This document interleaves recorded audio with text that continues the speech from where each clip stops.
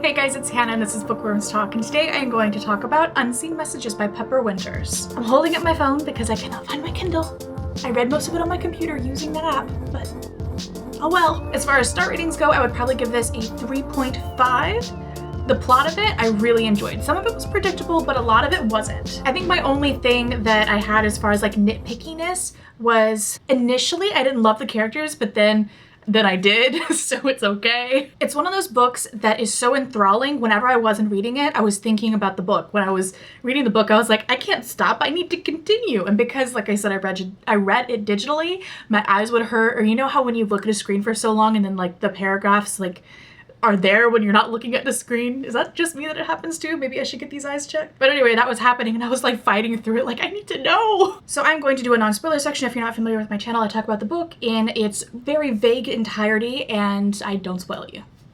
Very self-explanatory. So Unseen Messages has a story of fate, hence the message, unseen message, fate, trying to, you know. So there's this group of people that are flying around the Fiji area and there's a lot of turbulence on this plane. Our protagonist kind of ignored the signs to not go on the plane in general. There were too many things that happened and things were in her way, but she was just so determined to get home. And so she went on it anyway. The flight was very turbulent. They ended up having to land early because there was just too much bad weather. So they landed somewhere in Fiji. And then there's our other protagonist. His name is Galloway. Oh, her name is Estelle. Forgot to say that. Both names I personally really love. Maybe they're odd.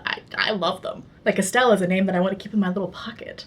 I like how my pocket is somewhere in my shoulder. But anyway, Galloway is around there because of business ventures, not adventures, just business ventures. And he needs to actually get to the final destination.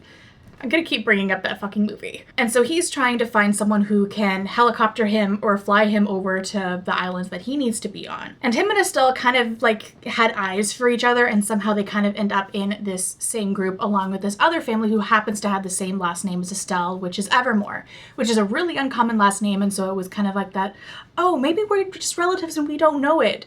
And so it's this couple, I think Duncan and Amelia, and then their two kids, Pippa and Connor. And so all of them end up in this little group together and they're all going to the same island. It's Kava something, I cannot think of it. And so they all try to find some way to get there. Now Estelle wasn't really going to that island, but she's one of these people that lives life by the book, I would say. Doesn't really take adventures. It's very like, this is the plan, sticking to it. But she was thinking maybe I should start living differently. The whole plane almost dying thing kind of scared her into thinking, oh my god, what have I not done with my life? I've barely done anything. Like I should be more adventurous. And so she kind of takes this as a sign or an opportunity, I guess, to go along with them. And they find someone who will charter them over to another island using a helicopter. It's all kind of very sketchy. It's an under the table paying sort of thing, but they all are very gung-ho about it, so they do it. And that plane crashes, no surprise. And without telling details of the crash or the aftermath of the crash, the survivors are then stuck on this island trying to figure out how to survive. It's this survival tale, I think would be the best way of describing this book. And so they're there for a while. And that's what the story is about. It's about this day-to-day survival. It's about getting to know essentially these strangers that they're with and figuring out how to live. And then there's so much character growth as well there. And that's probably the thing that I like probably second most in the story, number one being the plot. It was just the way that it was written it was such a candy read in that way of like, no, I have to keep reading this. And while it did deal with a lot of different heavy subjects and it got me crying a couple times, surprisingly to myself. I mean, I don't know why it's a surprise to me. I cry at many things, but I didn't think I was very emotionally attached to characters and then like anything would happen to them and be like, oh, you poor little soul. What was I saying that I like? I don't even remember. But yeah, I really just like that they evolved as characters and they became characters that I did like. In the beginning, two of them were very self-deprecating. Galloway was one of those. It bothered me so much. That's like one of my big pet peeves when it comes to people and characters. That's just, But I did get past that. I kept reading through it because I was so involved with the story. I wanted to know what was going to happen. And so those are little things I overlook. Also the word delete. She was a fan of delete and it felt odd in my language. But I think that the writer is British or European.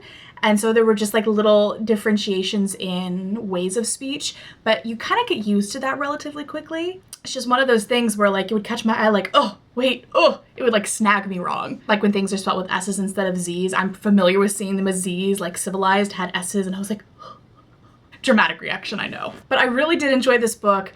I want to give it 4 stars, but I'm sticking with a 3.5 simply because there were certain points in the plot that I was like, I know it's gonna happen, but I still care a lot. It's one of those little small things. But I really did enjoy this book. I think it's a great summer read. If you were a fan of On the Island by Tracy Garvis Graves, I really think you will like this. They're very different. The premise of it, they sound very familiar, but I promise there are so many little different things to it, and I was just as invested in this as I was in that, and I want to find more books where it's like on island survival thing. Like, that's one of my biggest fears ever, and I don't know why I'm so drawn to these stories and like the movie Castaway, but you know what? I am. Maybe it's just I'm preparing myself for if that ever happened. But anyway, that is it for the non-spoiler section, and I will just go ahead and jump into the spoilers. I have a lot of things to talk about, and I just want to get started. So I will see you guys later next time. When you have read this, highly recommend it. I will have a link where you can purchase it, physical, like paperback or Amazon thing down below. Just a really quick, easy link. I'm gonna start doing that, where you can just find them real fast. So I'll talk to you guys later. Bye. Man, can I just like talk about the things that I find the funniest or like saddest and not be chronological today? I'm going to do that. They named, God, they named the child Coconut. Coconut, which, I mean, from their view and perspective, I'm like, I get it. I understand the whole meaning behind it, but I just cannot get over the fact that the fucking kid's name is Coconut. Oh, so funny. I really, really loved how the author was able to just transition time.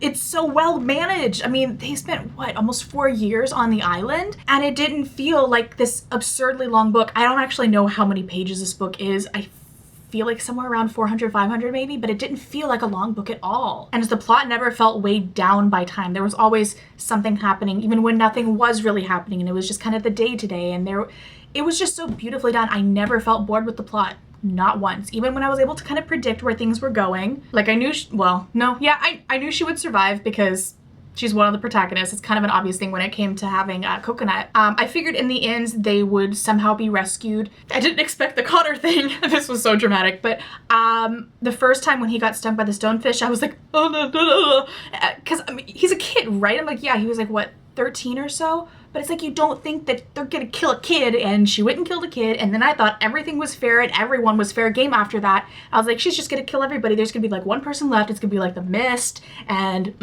So I was like really on edge at that point. But at the same time where I thought, oh, she's done this, anything can happen now, I was also kind of still in my head assuming, oh, well, they're gonna get rescued, but she could kill everybody off. I don't know.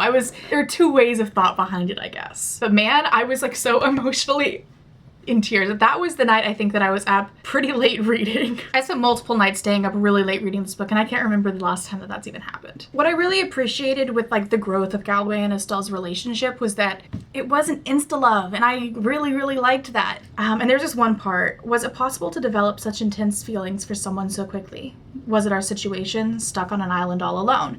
I appreciate that that was there. It was, I think, maybe mentioned once or twice, but I felt like it was such an important thing to have so that it didn't feel very forced or insta-lovey. That being said, she really wasn't like super interested in that way. She had her own thing. They obviously had their own priorities. Priorities were put in the correct place, at least from her perspective, but from his, I understand that it's more like a constant like distraction type of feel. It felt right. It felt well paced. I don't really know whether or not I feel like his past with killing the doctor who had to do with the death of his mother was entirely necessary. I did feel like it was a really good attempt at depth for his character. And it had this little hint of mystery of like, well, what has he done? And that's what really was the cause of the whole self-deprecating kind of attitude that he had. And so I have 2 sides to this. One, it led to character growth, which I love seeing in a book. I mean, it did lead into a bunch of stuff that happens later in the book, so I guess it was necessary now that I think about it. When they were rescued, well, honestly, how they were rescued, I was thinking, he's dying. And like I said before, I thought that the author was just gonna, kill off everyone at this point or only leave like 1 or 2 left. So I kind of expected him to die. But then when she was yelling at the other side of the beach, I think it was Pippa was, and then I was like, I see what's going to happen. Let's see if he actually lives though, because that could just even be more cruel, just to have rescue there than him still die. I totally expected that. Once she was on the boat and like woke up, I was like, oh, okay, he's definitely alive.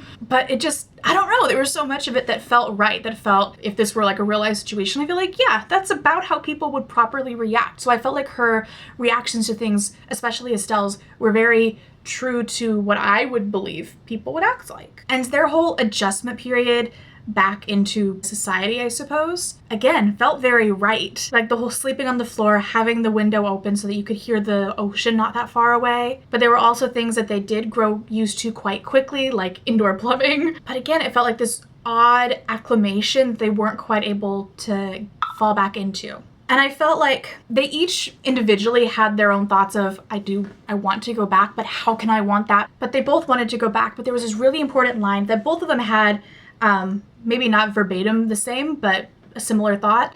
So much death, and yet I wanted to go back. And I was thinking, okay, we'll go back, but what about this? What about this? And those were all things that were addressed. I think those specifically from Galloway's perspective, because he was the one that was actively thinking, okay, we can do this. Estelle has the money from her career and then the video going viral that Maddie put up and all of that stuff. And so he talked to the Fijian government, bought or rented the island for like 80 years or something like that. And then they brought in plumbing, they brought in like generators and this, that, and the other, built a proper structure and everything.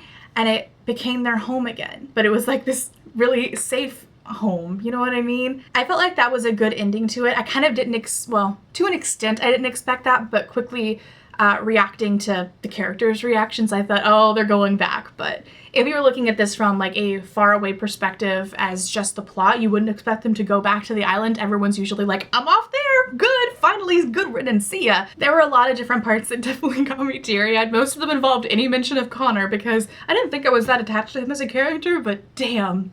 I apparently was. Overall, I really did like this book. There are a couple just things about the writing that I wasn't the hugest fan of, but it was still very simple to read. It wasn't challenging in any way, and I liked it. I really liked the plot. I grew to like the characters, and I like evolution of characters within a story. I hate static people. And I felt like it was very psychologically consistent throughout the characters and it felt real. So I was quite a fan of it. I think this is a great like summer kind of read. Something you could read by the pool, perhaps maybe not towards that latter half, but I really did enjoy this. I want to know what your thoughts are if you have read this or if you intend to read this and you watched anyway. Shame on you. But if you have any recommendations to me for other books sort of like this, like the survival Lost on Island type of thing, like I'm kind of on a kick of that and I want more. My next read is going to be Midnight Lily by Mia Sheridan because oh man, Unbound Book Reviews, Desiree, also you should follow her if you like my reviews and stuff. She reads more than I do and we read about the same kind of thing. But she read that and she loves it so much and so I'm like, I need it. I'm going to go and get it. And it's going to be my next review. That's a lie. I'm reading Me Before You currently, so that one will be up before that one, but that's like my right now next read. So yeah, I really hope you guys enjoyed this. I will see you guys later next time. I will see you guys later next time on Bookworms Talk. Bye. If you guys like this makeup, I have a tutorial up on my second channel, Hannah Handwritten, where I vlog and do beauty videos and DIYs and stuff like that. I'll have it linked up here and go subscribe to that if you want to.